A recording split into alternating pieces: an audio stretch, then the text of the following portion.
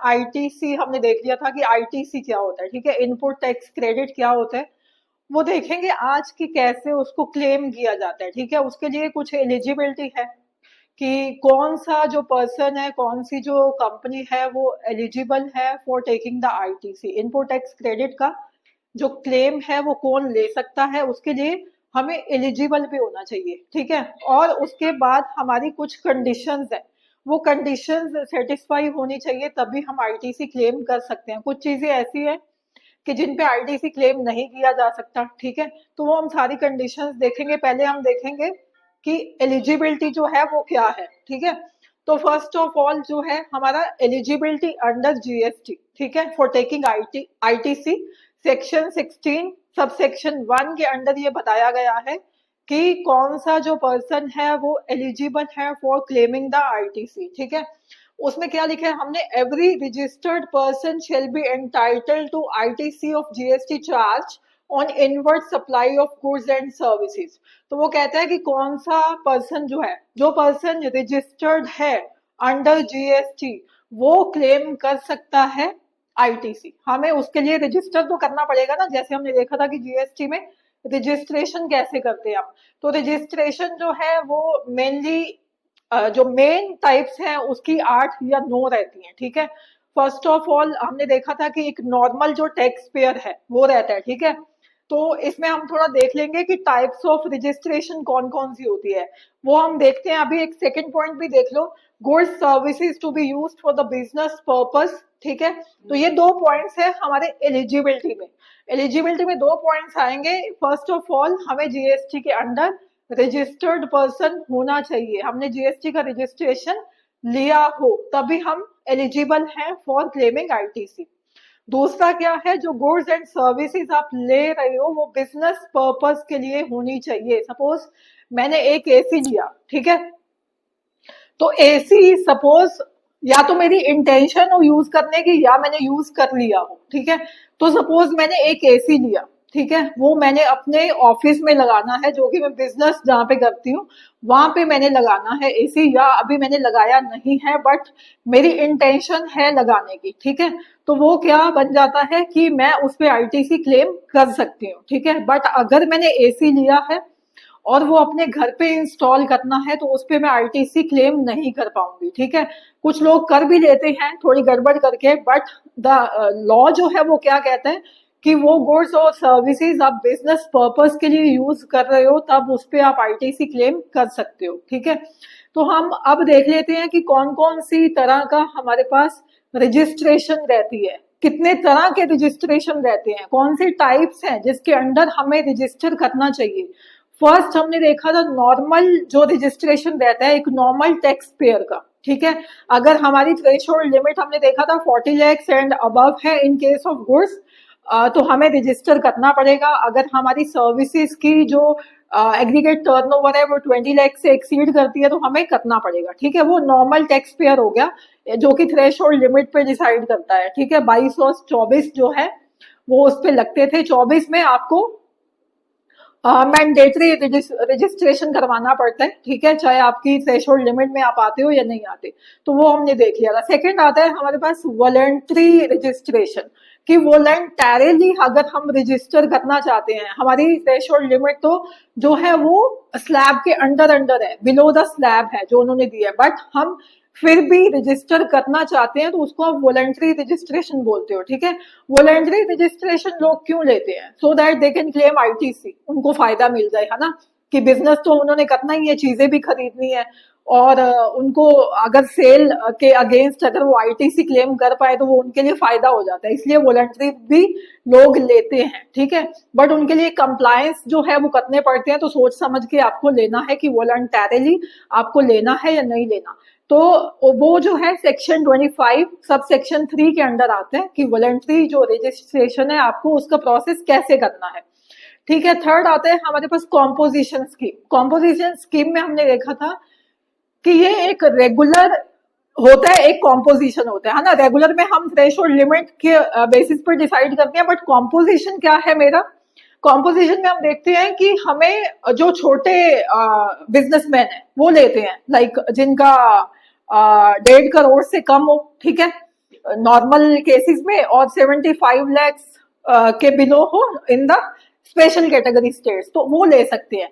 ठीक है, composition scheme में क्या होता है कि हमें रेट्स के अकॉर्डिंग नहीं चलना, 5%, 12%, 18%, 28%, उसके अकॉर्डिंग हमें जो है कंप्लायंसेस नहीं करने हैं, हमें जीएसटी पे नहीं करना है।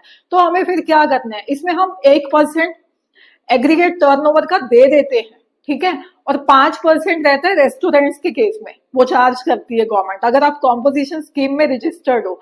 बट इसमें ये रहता है कि जो कंप्लायंसेस हैं वो थोड़े कम रहते हैं इसमें, है ना, क्योंकि हमें फिक्स्ड परसेंटेज से ही देना है। और एक मेन कंडीशन रहती है कि आप जो है किसी भी क्लाइंट को, किसी भी कस्टमर को आप जो है इनवॉइस जीएसटी का नहीं दोगे, आप नॉर्मल दोगे, क्योंकि आप वो क्लेम नहीं कर सकते आईटीसी, उसका जो आपने दे दिया गवर्नमेंट को सो दे दिया, तो उसका आईटीसी आप क्लेम नहीं कर पाओगे। ये रहता है इसमें एक ड्रॉबैक जो है। बट अगर किसी को लगता है कि हम इस स्लैब में आते हैं और हमें ज्यादा कंप्लायंस नहीं करने, जीएसटी में ज्यादा फॉर्मेलिटीज नहीं करनी, तो 1% गवर्नमेंट को दे दो, काम खत्म।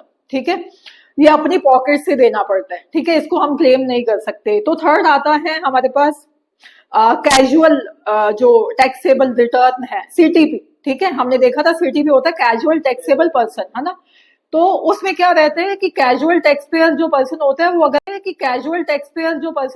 अगर आपको गुड्स एंड सर्विसेज जो सप्लाई करता है बस, बट उसका कोई डेफिनेट प्लेस नहीं है बिजनेस का, तो वो ओकेजनली करता है, ठीक है, सप्लाई, तो उसको भी रजिस्टर करना पड़ेगा जीएसटी में। ये नहीं है कि वो कि कभी कभी करता है गुड्स एंड सप्लाई, आपके सिटी में नहीं है उसका हेड ऑफिस वगैरह, तो उसको भी रजिस्टर करना पड़ेगा। उसके लिए 90 डेज की वैलिडिटी होती है। ठीक है, जो आप टेम्परेरी एक रजिस्ट्रेशन लेते हो तो उसकी 90 डेज की वैलिडिटी होती है, बट उसको एक्सटेंड भी किया जा सकता है, उसको एडवांस टैक्स भी देना पड़ता है जीएसटी डिपार्टमेंट को, सो दैट कि वो कहीं इधर उधर भाग ना जाए। ठीक है, तो नेक्स्ट आता है हमारा एनआरटीपी। एनआरटीपी क्या था हमारा, नॉन रेजिडेंट टैक्सेबल पर्सन। तो वो क्या है, जो कि हमारा एनआरआई है ना, जो कि इंडिया में ज्यादा स्टे नहीं करता, बट आपको इंडिया में गुड्स एंड सर्विसेज जो है सप्लाई कर रहा है, तो उसको भी एनआरटीपी के अकॉर्डिंग जो है वो प्रोसेस करके उसके अंडर रजिस्टर करना पड़ेगा। उसकी भी वैलिडिटी कितनी होती है, 90 डेज होती है, वो भी एक्सटेंड हो सकती है, उसको भी एडवांस टैक्स देना पड़ता है। ठीक है, नेक्स्ट आता है इनपुट सर्विस डिस्ट्रीब्यूटर। ठीक है, आईएसडी। आईएसडी क्या होता है, हाँ ISD, ISD input service distributor क्या होता है कि सपोज मेरा कोचिंग सेंटर है, ठीक है, वो मेरी दिल्ली में भी ब्रांच है, बिहार में भी है, राजस्थान में भी है, यूपी में भी है। ठीक है, तो I have 4 branches of my coaching centres.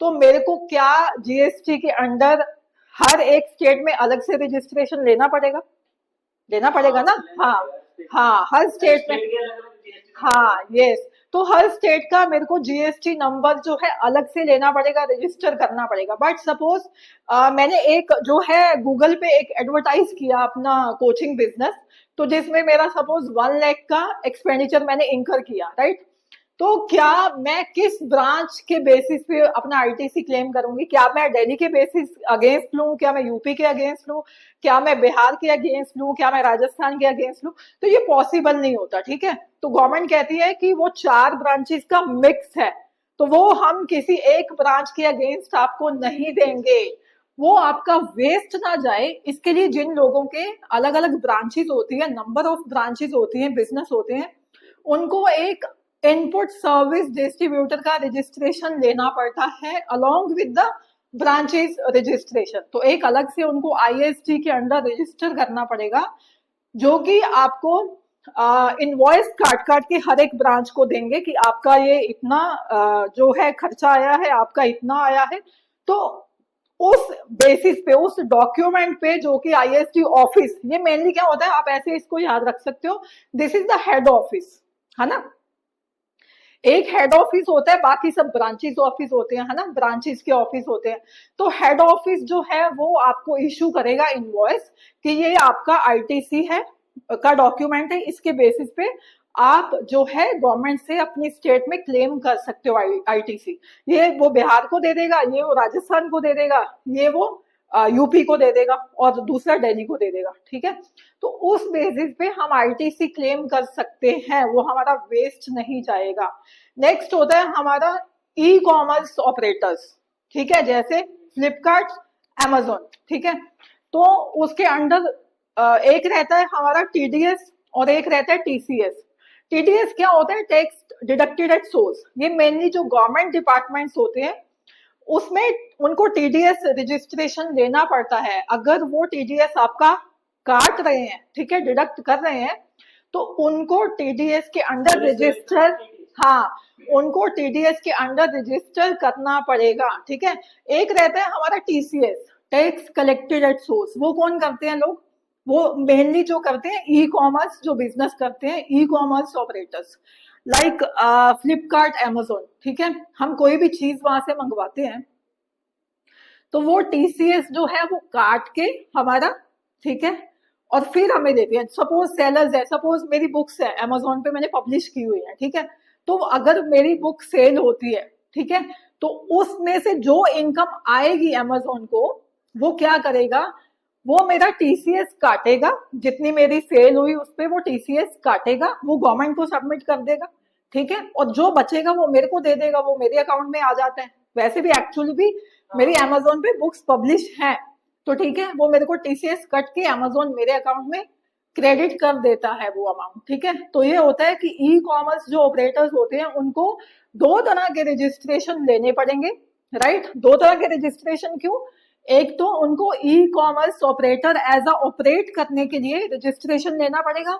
दूसरा क्या लेना पड़ेगा? उनको टीसीएस वो काट रहे हैं तो टीसीएस का उनको रजिस्ट्रेशन लेना पड़ेगा, ठीक है। तो ये मेनली हमारे 7 और 8 टाइप्स हैं जिसके की अंडर हमें रजिस्ट्रेशन लेना पड़ता है, ठीक है। तो ये हमने डिटेल भी समझ लिया कि जो रजिस्टर्ड पर्सन हैं वो कौन कौन से हो सकते हैं, मतलब रजिस्ट्रेशन कितने टाइप का है ये भी हमने देख लिया।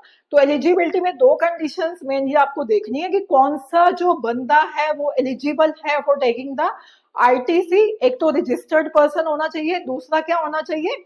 वो ऐसी गुड्स एंड सर्विसेज पे आईटीसी क्लेम कर सकता है जो कि वो बिजनेस पर्पस के लिए यूज कर रहा है, ठीक है।